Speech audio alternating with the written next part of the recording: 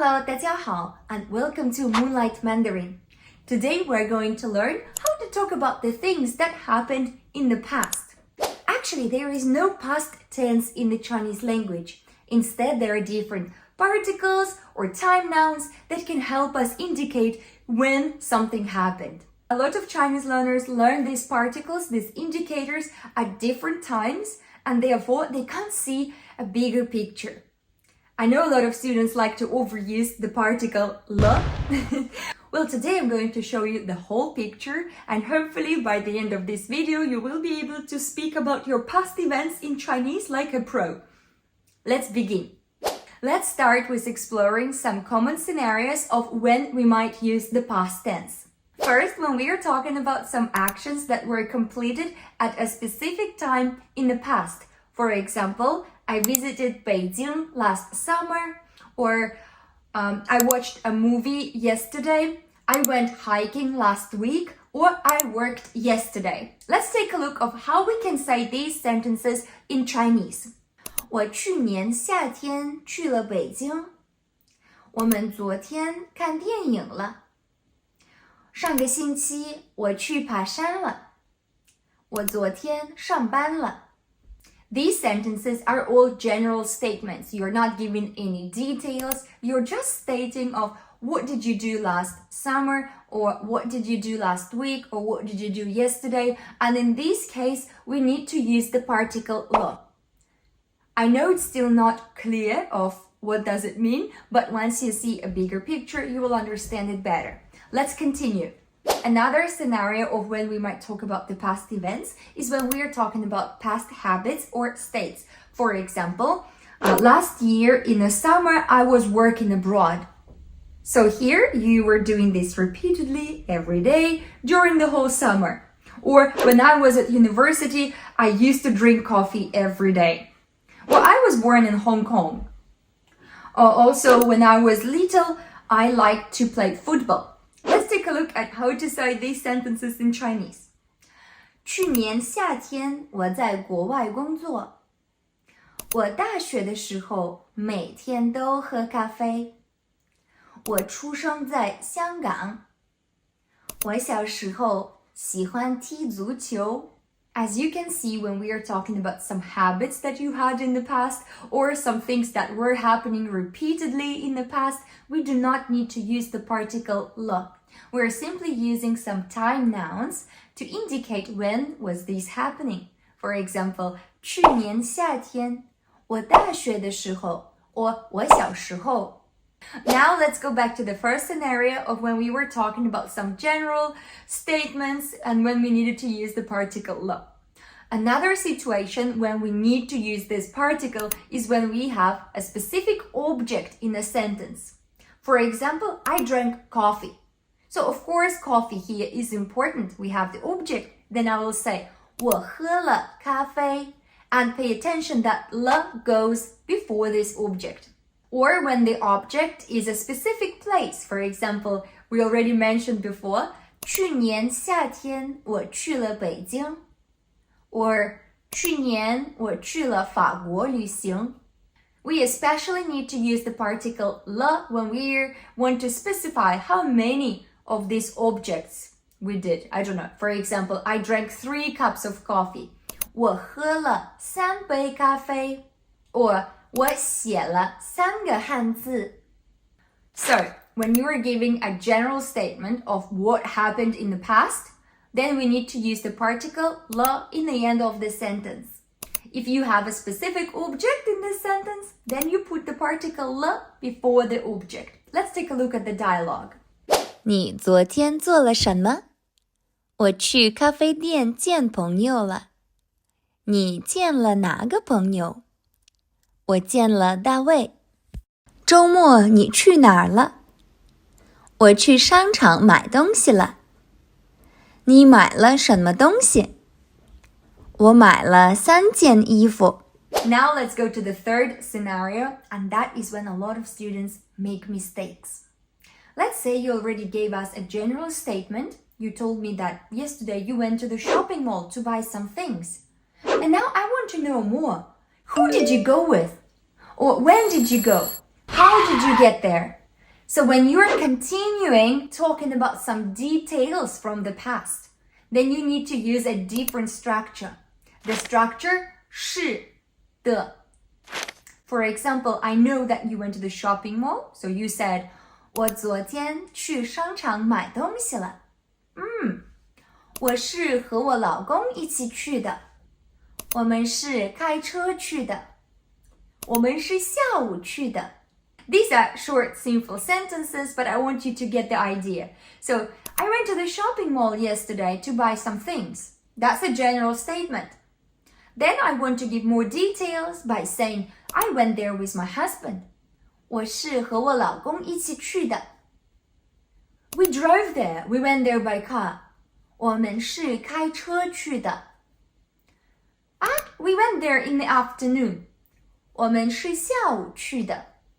When you're providing some details from the past, like who did you do it with, when did you do it, where did you do it, and how did you do it, then you need to use this structure 是的。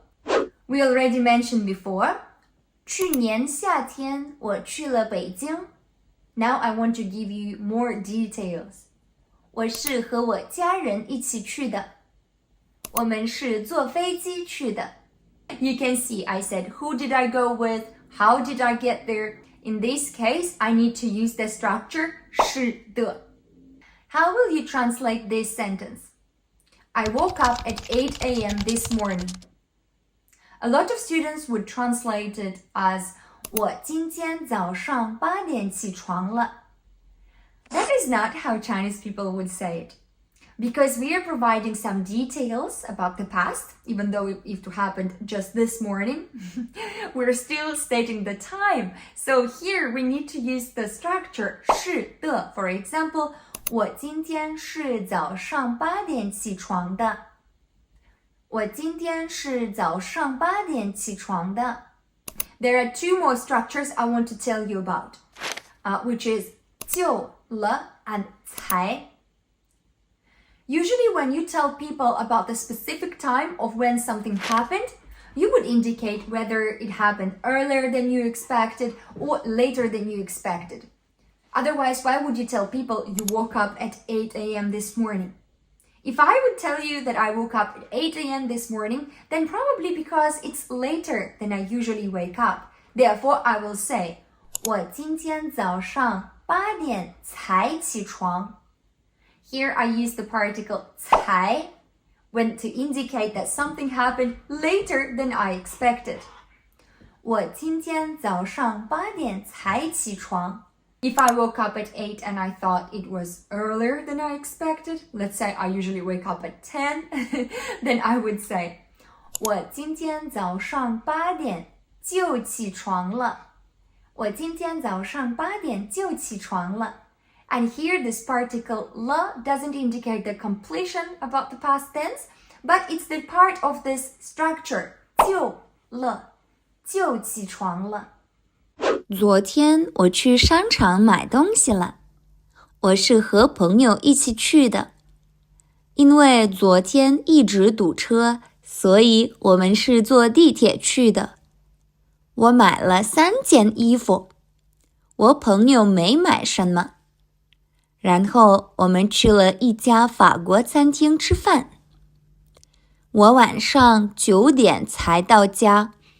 As you can see, in the first sentence, we are just given a general statement of what did you do yesterday? Oh, yesterday I went to the shopping mall to buy some things.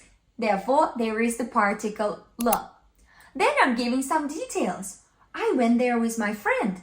我是和朋友一起去的。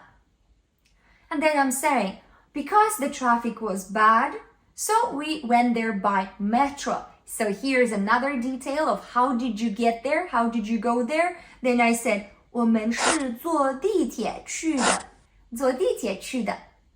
好， next one. I say, I bought 3 pieces of clothes. So here we have the exact quantity of how many things I bought. So we are using the particle 了。我买了3件衣服。Next sentence, 我朋友没买什么。My friend didn't buy anything. This is a negative form, so pay attention that in the negative form, in the past tense, we are not using the particle le, but we're using the negative particle may. Next sentence, then we went to a French restaurant for food. As you can see, we have a specific place, therefore we're using the particle le. 然后我们去了一家法国餐厅吃饭。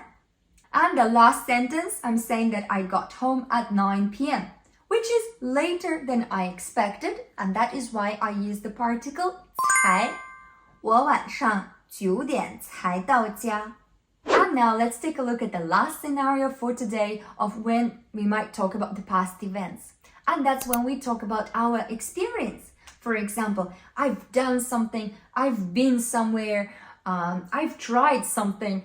For example, I have been to the United States. Here I'm indicating my experience, which means that if I go to the United States again, that won't be my first time. So I will say, 我去过美国. Or have you seen that movie? 你看过这部电影吗? And in the negative form, if you say you've never done something, then you would also add the particle may. For example, I've never been on a plane. 我没坐过飞机. Or I've never been to the United States. 我没去过美国. I've never been to China. 我没去过中国. Or I've never tried Chinese cuisine. 我没吃过中国菜. I know this is a lot to digest, but I hope that now you have a bigger picture of how to talk about past events in the Chinese language, when to use the particle le, when not to use it, when to use the structure 是的, when to use the structure 就了 or 才, or when to use 过. That's it for today. Thank you so much for watching it. I hope that was clear, or if you have any questions, then you can leave them in the comments below and I will answer them. Please subscribe to our channel if you want to learn more Chinese with us. And I promise that I will make more videos like this to help you on your Chinese learning journey. 好，那今天就到这儿，谢谢你们，再见。